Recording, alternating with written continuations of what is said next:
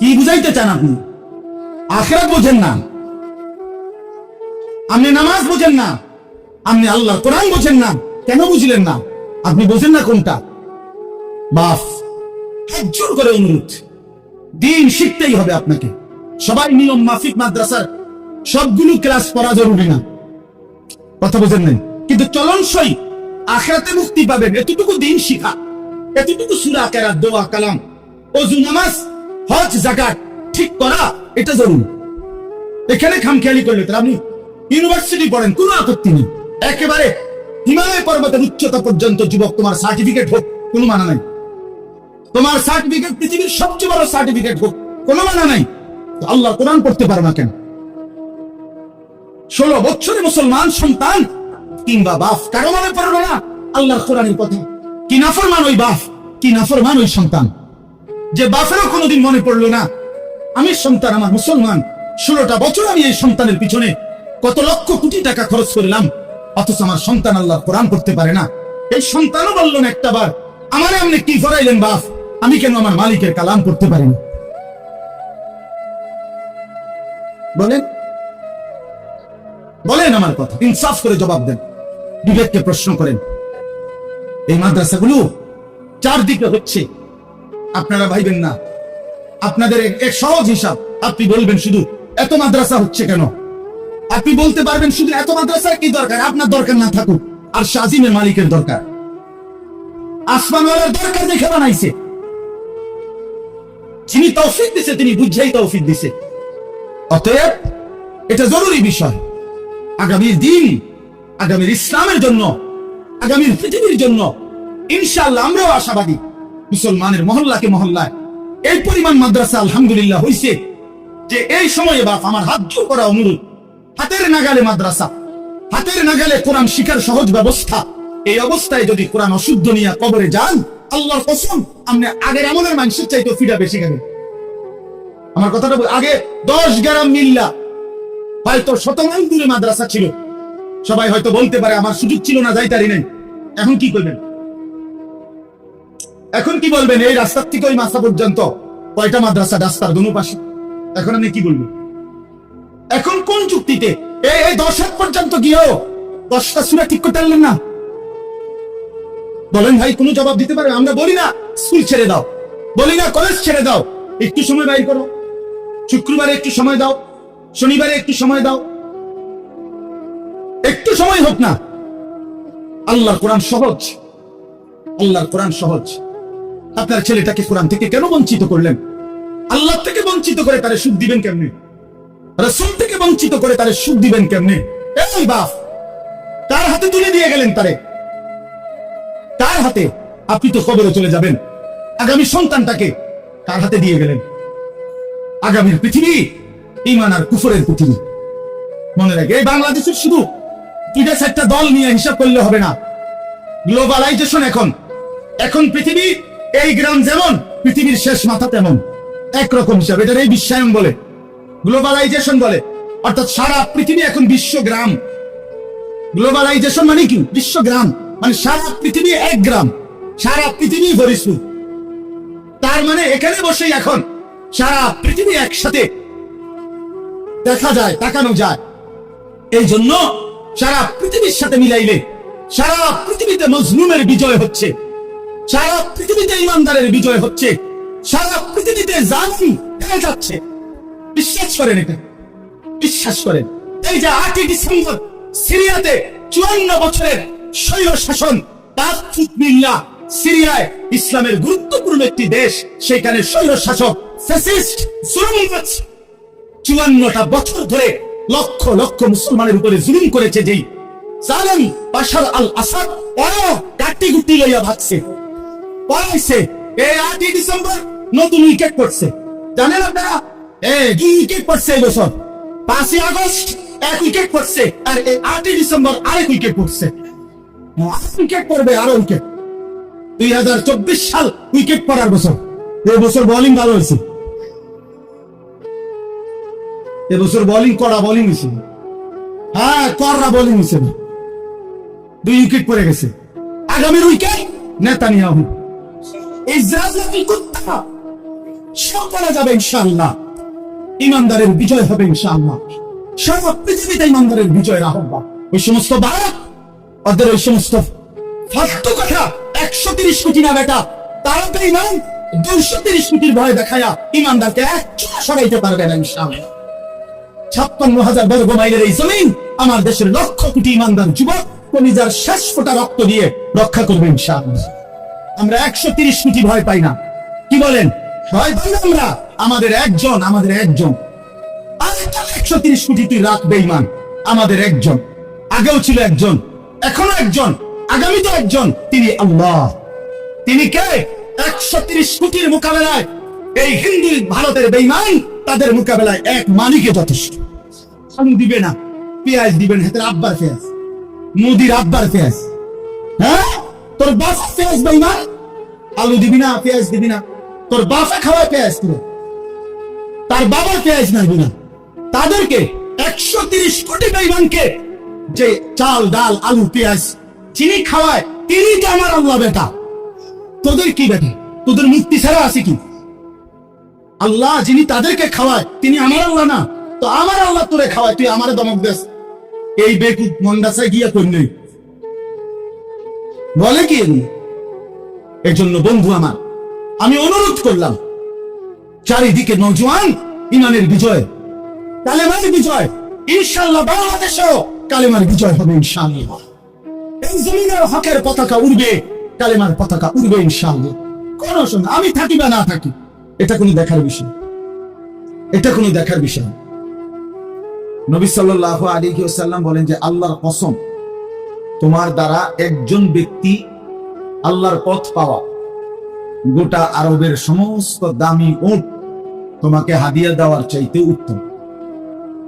রাজুলান ওয়াহিদা, একজন মাত্র।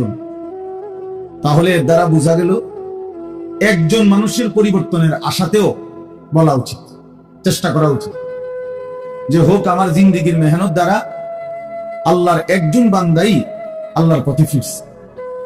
আমার আখিরাতে নাজাত দর, আমার পরকালে মুক্তি দর। সারা পৃথিবী চিনলেও কিছু যায় আসে না, না চিনলেও কিছু যায় আসে। মানুষের কাছে এই পরিচিতি দিয়ে তেমন কোনো ফায়দা নেই, উল্লেখযোগ্য কিছুই নেই। মনে করেন কোরআনুল কারীমের মধ্যে 25 জন নবীর নাম আছে, একবারে গুনাহ। এখন নবী রাসূল কি 25 জন? তুই 1.25 লক্ষ আম্বিয়া কারাম, তো বাকিদের তো নাম নেই, কেউ জানেন। অন্যান্য কিতাবে খুঁজলে আরো নইলে 2-4-20 জনের নাম পাওয়া যাবে। তা তাইলে লক্ষের চাইতে বেশি নবী রাসূলের নাম তো পৃথিবীর কেউ জানে না। তাইলে ওনারা কি ব্যর্থ? ব্যর্থ। আমাদের প্রিয় নবী সাল্লাল্লাহু আলাইহি ওয়াসাল্লাম তিনি যখন বিদায় হজ্জের মাঠে ইন্তেকালের পূর্বের বছর আরাফাতের ময়দানে হজ্জের খুতবা দিচ্ছেন, তখন নবী সাল্লাল্লাহু আলাইহি সাল্লামের সামনে 1.25 লক্ষর বেশি সাহাবী ছিল। তাহলে 1.25 লাখ সাহাবী, এই বিপুল পরিমাণ সাহাবীর নাম পৃথিবীর কোনো কিতাবে নেই। 5,000 সাহাবীর নামও পৃথিবীর কোনো কিতাবে নেই, কোনখানে নেই। সর্বোচ্চ 313 জন সাহাবী বদরের যুদ্ধে যারা অংশগ্রহণ করছেন, উনাদের নাম একসাথে পাওয়া যায় আছে। আরো বাকি মিলাইয়া তো মনে করেন 2000-এর নাম বা 5,000-এর নামে তালাশ করে পাইল, তো বাকিরা, বাকিদের নাম কই? বাকিদের নাম পৃথিবীর কোনো কিতাবেও নাই, কেউ জানেও না। তাইলে এখন এই বাকি সাহাবী যাদের নাম এখন পৃথিবীতে নাই, কেউ জানে না, তোমরা কি ব্যর্থ? ব্যর্থ। এই কথাটাই বলতে চাচ্ছি। মূলত সফলতা কিংবা ব্যর্থতার জন্য মানুষের কাছে পরিচিতি কোনো বিষয় না। সফলতা কিংবা ব্যর্থতার জন্য মহান আল্লাহ পাকের কাছে আমার ফয়সালা কি হয়েছে সেটা বিষয়। ফামান যুযিহা আনিন নারি ওয়া উদখিলাল জান্নাহ ফাকাদ ফাজা। সরাসরি কোরআনের আয়াত। আল্লাহ বলেন, বান্দা মরতে তো হবেই তোমাদের সকলকে, কিন্তু দেখার বিষয় হলো যাকে জাহান্নাম থেকে মুক্তি দেয়া হলো এবং জান্নাতে প্রবেশ করানো হলো, ফাকাদ ফাজা, সেই কেবল সফল হলো, সেই কামিয়াব হলো, সেই কৃতকার্য হলো। তাহলে কি বুঝা গেল? সফলতা জাহান্নাম থেকে মুক্তি পাওয়া, সফলতা জান্নাত পাওয়া আল্লাহ তাআলার পক্ষ থেকে ঘোষণা হওয়া। এই জন্য আজকে আমরা অনেকটাই এই গ্লোবালাইজেশন, বিশ্বায়নের এই যুগে, মোবাইলের এই যুগে খ্যাতির মোহ, পরিচিতির মোহ আমাদের মধ্যে খুব বেশি। একবারে সবাই মনে করে আমি একটা চুল কাটাইলাম, এটা সবাই দেখে। আমি একটা সিবা প্যান্ট কিনলাম, এইটারে কয়েক আইটেমে মোবাইলের মধ্যে ছবি দিব, সবাই দেখে। বেউকুফ, তোর এটা কে দেখবে বেটা? এই সিবা প্যান্ট দেখার কি আছে? এটা তো আরো কত মানুষের কইরা রাখছে, না হের এটা হের দেখাই। মোটর সাইকেলের সামনে সাইডে টাইট হইয়া, সিট হইয়া, ঠেঙ্গালগি দিয়া বিভিন্ন মডেলে তার দরকার মানুষের কাছে পরিচিত, যে কোনো আইটেম। এবার প্যান্ট ফইরাও আর প্যান্ট খুললেও মানুষের চিনলে মানুষ চিনছে কিনা, আমারে পরিচিতি হলো কিনা, এটা হলো বিষয়। এই যে খ্যাতির, পরিচিতির মোহ, আকর্ষণ, এটা আমাদেরকে বরবাদ করে দিচ্ছে, আমাদেরকে শেষ করে দিচ্ছে। এই জন্য বাপ একজন হোক, একজনের জন্য আল্লাহর কথা দিল দিয়ে বলা উচিত। কেউ যদি 10,000 মানুষের সামনে বয়ান করে, আর কেউ যদি 10 জনের সামনে বয়ান করে, মনে রাখতে হবে কোনটাই সফলতা ব্যর্থতার মাপ কাঠেন। 10,000 লোক হইলে সফল, 10 জন হইলে ব্যর্থ, এমন কথা কোরআন সুন্নাহর কোথাও নাই। ইসলামের মধ্যে সংখ্যাগরিষ্ঠতা হিসাব না, কোরআন সুন্নাহ সম্মত হওয়া এটা হিসাব। গণতান্ত্রিক পদ্ধতিতে সংখ্যাগরিষ্ঠতা হলো মূল বিষয়। 51 জন আপনার ভোট দিছে একজনকে, এবারে তারা অর্ধশিক্ষিত হোক অথবা একেবারে অশিক্ষিত হোক, তো 50 জন বুদ্ধিমান বিবেকবান আরেকজনকে ভোট দিছে, এরপরেও 51 জনের ভোট যিনি পাইছেন উনি জিতছে। কারণ এখানে সংখ্যা বেশি, একজন বেশি। এখানে যোগ্যতা বিষয় না, এখানে মূল বিষয় হলো ভোট একটা বেশি। এইটা হলো এই গণতান্ত্রিক পদ্ধতির একটা ব্যর্থতা। এখানে উপযুক্ত ব্যক্তি নির্বাচনের সুযোগ কম, এখানে ভোট হিসাব, সংখ্যা হিসাব, গরিষ্ঠতা হিসাব। কিন্তু ইসলামের মধ্যে, কোরআন সুন্নাহর মধ্যে এইটা হিসাব না। এখানে সফলতা কিংবা ব্যর্থতার জন্য কোরআন সুন্নাহ, ঈমান, ইলম, আমল, তাকওয়া এটা জরুরি, এটাই জরুরি। হযরত বেলাল রাদিয়াল্লাহু তাআলা আনহু, তিনি প্রচন্ড কালো ছিলেন, কিন্তু কোরআনুল কারীম আল্লাহ তাআলা বেলালকে বলছেন সবচেয়ে সম্মানিত আল্লাহর নিকট যে ব্যক্তি, তার মধ্যে অন্যতম হযরত বেলাল, অথচ প্রচন্ড কালো। ইন্না আকরামাকুম ইনদাল্লাহি আতকাকুম, কোরআন শরীফের 26 পারায় সূরা হুজুরাতের মধ্যে এটা আছে। আল্লাহ বলছেন আল্লাহর নিকট সবচেয়ে সম্মানিত ওই ব্যক্তি যে সবচেয়ে বড় মুত্তাকি, তাকওয়াবান, আল্লাহ ভীরু, গুনাহ থেকে পবিত্র থাকে, নেক আমলে অভ্যস্ত থাকে, তারই বলে মুত্তাকি। এক্ষেত্রে সবচেয়ে বড় মুত্তাকি যে সবচেয়ে বেশি আল্লাহ ভীরু, গুনাহ থেকে মুক্ত, আল্লাহর ইবাদতে অভ্যস্ত, সে আল্লাহর নিকট সবচেয়ে দাম। তাফসীরের মধ্যে আছে এই আয়াত নাজিল হয়েছে হযরত বেলালের প্রশংসা। হযরত বেলালের জন্য প্রথম সম্বোধন উনাকে করছেন আল্লাহ, যে বেলাল আমি আল্লাহর নিকট সবচেয়ে দাম। তাহলে কালো নিগ্রু মানুষ তাকওয়ার কারণে, ঈমানের কারণে আল্লাহর কাছে সবচেয়ে দাম। আর এই যে আবু লাহাব, নবী সাল্লাল্লাহু আলাইহি সাল্লামের চাচা, এই বেটার মূল নাম হলো আব্দুল উজ্জা। এই আবু লাহাব তার মূল নাম না, তার নাম হলো আব্দুল উজ্জা, উজ্জার গোলাম। উজ্জা একটা মূর্তির নাম, দেবতা, ওই কুরাইশদের ছিল। কিন্তু সে এত বেশি সুন্দর ছিল, একেবারে টকটকা লাল সুন্দর, বেশি সুন্দর আছিল।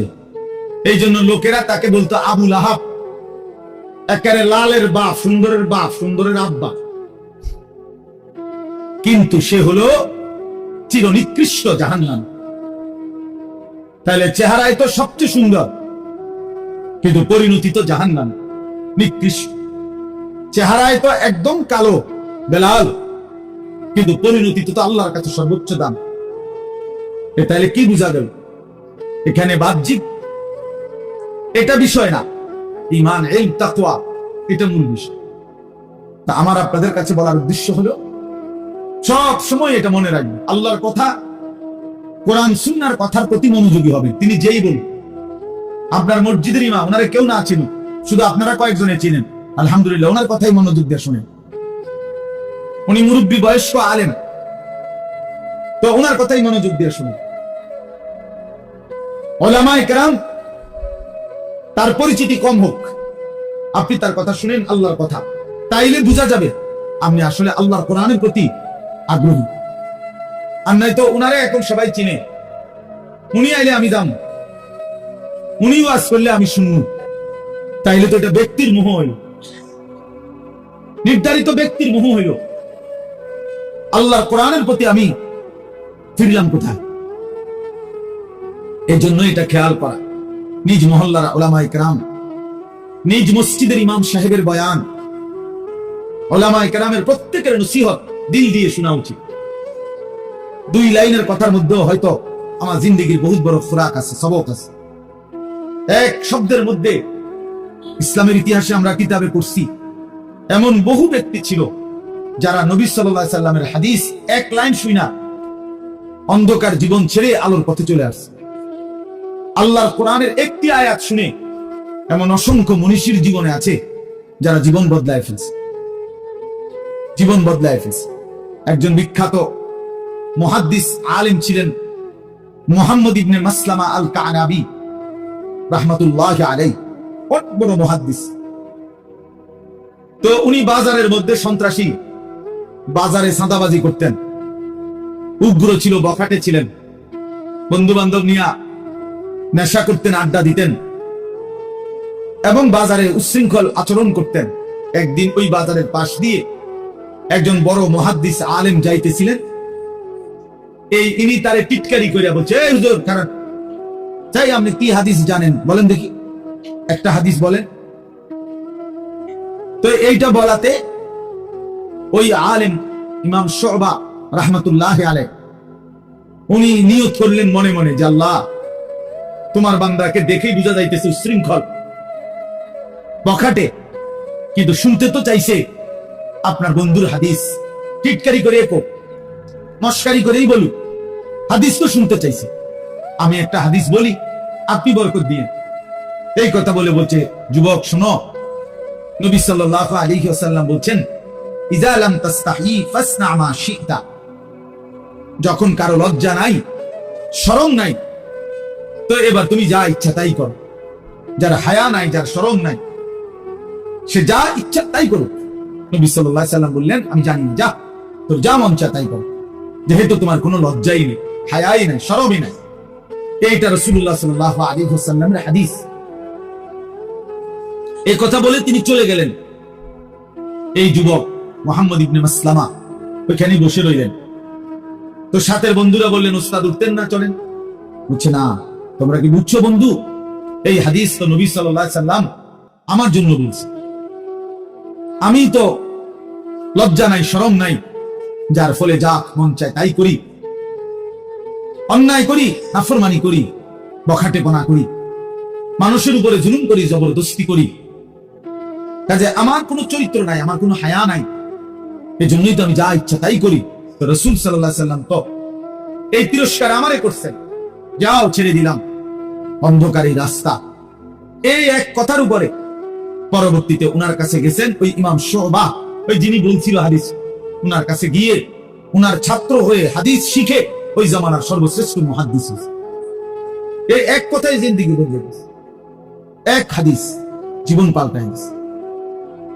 এই জন্য বাপ, আল্লাহর কথা দিল দিয়ে শুনবেন। নিজ মহল্লার ইমাম সাহেব, উলামায়ে কেরাম, প্রত্যেকের কথা দিল দিয়ে শুনবেন। আসরের পরে বলুক সেটাও দামি, জোহরের পরে বলুক এটাও দামি, 20 মিনিট বলুক এটাও দামি, 2 ঘন্টা বলুক এটাও দামি। প্রত্যেকের কথাকেই আল্লাহর কথা যখন বলে দামি মনে করা উচিত, তাইলে বরকত হয় নিজের মধ্যে। আর নাই তো শুধু ব্যক্তি বিশেষের মোহ হইলে এটার মধ্যে জিন্দেগি হয় না। আল্লাহ আমাদেরকে বুঝার তৌফিক দান করেন। মোবাইল যাদের হাতে আছে, দয়া করে এই হাতের মোবাইলটা নিয়ে ব্যস্ত না হইলে ভালো। এইটা নিয়ে আপনি রেকর্ড করলো হাতে ধরিয়া কাম হইতো না, আপনার জীবনে সদর বদরেই যাবে। এই মোবাইলের ব্যস্ততা এটা দিলের মধ্যে সারাক্ষণ খসখস করে, সারাক্ষণ অন্তরের মধ্যে এই কথাই আসা যাওয়া করে যে মোবাইলে উঠতেছে কিনা, আওয়াজ ক্লিয়ার কিনা, রেকর্ড সুন্দর হচ্ছে কিনা, ইত্যাদি ইত্যাদি। ফলে আর আসলে এই বেচারা নিজের জন্য কিছুই বুঝে না। যেমন আছে অপদার্থ, এমন অপদার্থই থাকে, বদলায় না। এই জন্য 1 কোটি মোবাইলের ওয়াজের চাইতেও আল্লাহর কোন বান্দার সরাসরি কথা শোনা 1000 কোটি গুণী বেশি উত্তম। এটাই সর্বযুগে পরীক্ষিত কথা। এটা তাজরিবা, অভিজ্ঞতা লব্ধ কথা যে জিন্দেগি বদলা সরাসরি সহবত, সরাসরি সান্নিধ্যে হক্কানি রব্বানি মুত্তাকি উলামায়ে কেরাম, কোন আল্লাহ ওয়ালার কাছাকাছি সান্নিধ্যের বরকতে, তার নৈকট্য সংস্পর্শের বরকতে মানুষের জিন্দেগি বদলায়। এই জন্য প্রিয় ভাই, এই যারা যে কয়েকজনের হাতে মোবাইল, এগুলো নামায় ফেল, এমনি শুনেন অল্প একটু কথা, এমনি শুনলে বরকত হবে। আল্লাহ আমাদেরকে তৌফিক দান করেন। কোরআনুল কারীমের 30 নম্বর পারা, 83 নম্বর সূরা। এখানে এসে বসেন, লাল রুমালওয়ালা, এখানে এসে বসেন। আচ্ছা, আপনার সুবিধা মনে হইলে আপনি তো বহুত বড় বুজুর্গ নিচে বয়ে গেছে, আল্লাহ কবুল করেন। 83 নম্বর সূরা কোরআনুল কারীমের 30 নম্বর পারা। সূরাটার নাম হলো তাতফিফ, মুতাফফিফিন, তাতফিফ এই সূরার নাম। 83 নম্বর সূরা, 30 নম্বর পারা। আমি এই সূরার 5টা আয়াত আপনাদের সামনে তেলাওয়াত করেছি। 22, 23, 24, 25, 26, 5টা আয়াত। মোট সূরার মধ্যে 36টা আয়াত, ছোট সূরা। এই সূরার মাঝখান থেকে এই 5টি আয়াত তেলাওয়াত করেছি। ইনশাআল্লাহ আর অল্প একটু সময়ে আমরা এই 5টি আয়াত এবং প্রাসঙ্গিক সামান্য কিছু কথা আলোচনা করতে চাই। আল্লাহ তাআলা আমাদেরকে তৌফিক দান করুন। প্রথম কথা হলো, সূরাটার নাম হলো তাতফিফ। এই শব্দটা বুঝছেন কিনা আগে পর? তাতফিফ বলেন তো, ত 2 বার আর কি, ত আকার তা, ত, তাতফিফ। বড় ফ, ফল লিখতে যেই ফ, ফ দীর্ঘিকার ফি, ফ, তাতফিফ। একটা কারণ আছে কেন এতটা ভাঙ্গা বলবো, এটা একটা গুরুত্বপূর্ণ শব্দ এটা কোরআনে। এই তাতফিফ অর্থ হলো ওজনে কম দেওয়া। আর একটু ব্যাপক অর্থ হলো কোন প্রাপককে তার প্রাপ্য কম দেওয়া। গ্রাহক প্রাপক, যিনি আমার কাছে কিছু পাবে, তাকে আমি যখন দিচ্ছি তখন কমায় দেওয়া, ঠকায় দেওয়া, এটাকে বলা হয় তাতফিফ। এই লোককে বলা হয় মুতাফফিফ, যে ঠকায়, কম দেয়।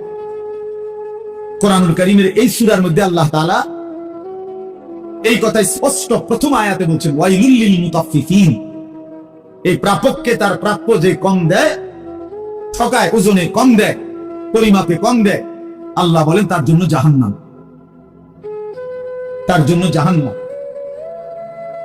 আল্লাযীনা ইযা তালু আলান নাসি ইয়াস্তাউফুন। আল্লাহ ব্যাখ্যা করে দিতেছে এই তাতফিফ বলতে কি, আল্লাহ নিজেই বুঝাই দিচ্ছে যে এরা হচ্ছে সেই মানুষ যারা নিজেরা যখন নেয় পূর্ণ নেয়, ওয়া ইযা কালুহুম আও ওয়াজানুহুম ইউখসিরুন। কিন্তু অন্যকে যখন মাইপা দেয়, অন্যকে যখন দেয় তখন কমায় না। নিজে নিলে পূর্ণ নেয়, নিজে নিলে 60টাতেই সবসময় হালি, অন্যরই দিলে মাঝে মাঝে 3টে তো এক হালি। তোরে ধরা পড়লে বলে ভাই বেখেয়াল হয়ে গেছে, ভুল হয়ে গেছে। আমাদের গ্রাম অঞ্চলে বলে যে যদি বলেন বেখেয়ালে 5টা হয় না, না এত পাগল না, এত বেখেয়াল না, বুঝেন নাই? পাগল হইলো এত পাগল না যে 5টায় এক হালি গণব, না না 3টায় গণন যায়, কিন্তু কি হয় না 5টায় গণেন। তার মানে আসলে মূলত বেখেয়াল না, বরং ইচ্ছাকৃত ভাবেই কি করছিল, একটা কম দিছে। এই মুতাফফিফ, ওজনে কম দিল। ইসলামের ইতিহাসে আপনার এই কথাগুলো মনোযোগ দিয়ে শুনলে আমারও ভালো হবে, আপনাদেরও ভালো হবে।